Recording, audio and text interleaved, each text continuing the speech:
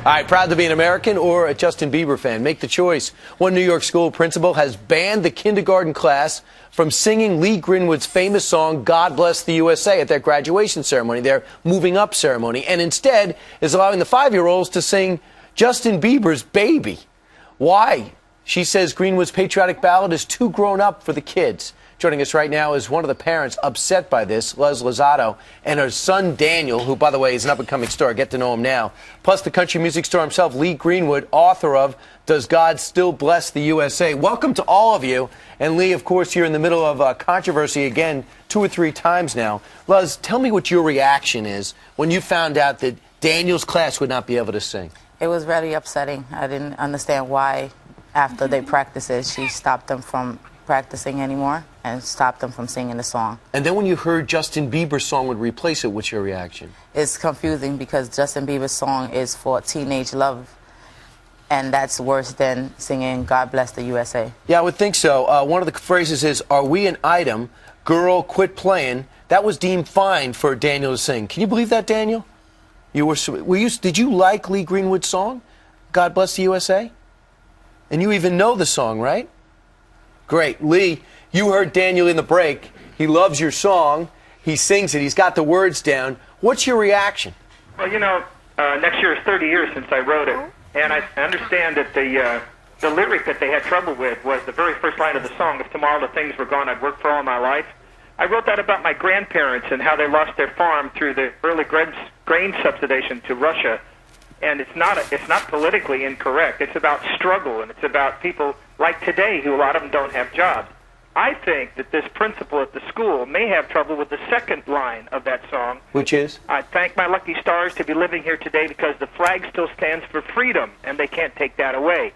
I understand that her religion prevents her from saluting the flag. She's a Jehovah's Witness. Well, you know, the deal is, if you don't salute the flag, there's a difference between allegiance and worship.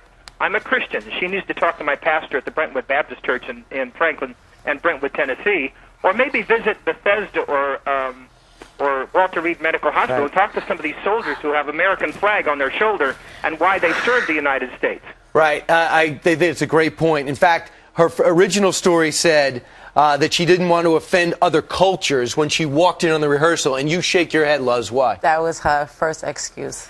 That was the first excuse. But there's a lot of multiple cultures in that school, and that song's been sung plenty times before, and it's been with diverse races behind it, and nobody has had a problem with it. Right. And Lee, I know you're watching on a monitor. If tomorrow all the things were gone, I worked for all my life, and I had to start again with just my children and my wife, they thought that wouldn't be appropriate for 5-year-olds.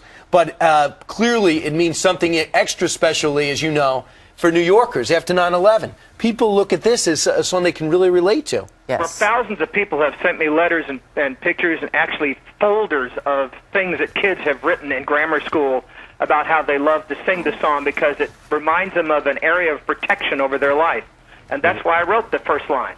Right. Hey, I want you to tell you, by the way, the Chancellor defends the principals over at PS9. He says the students at PS9 begin each day singing America the Beautiful and reciting the pledge.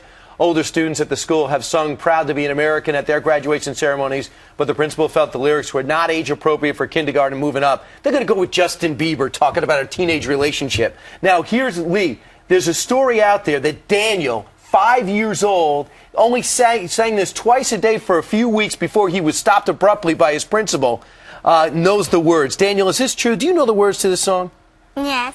Would you sing it for us, perhaps? Is that possible? What song? You know, God Bless the USA? Yeah. Okay. You ready? Go ahead. If tomorrow all the things was gone, I worked for my life, and I had to start again. There's my children and my wife.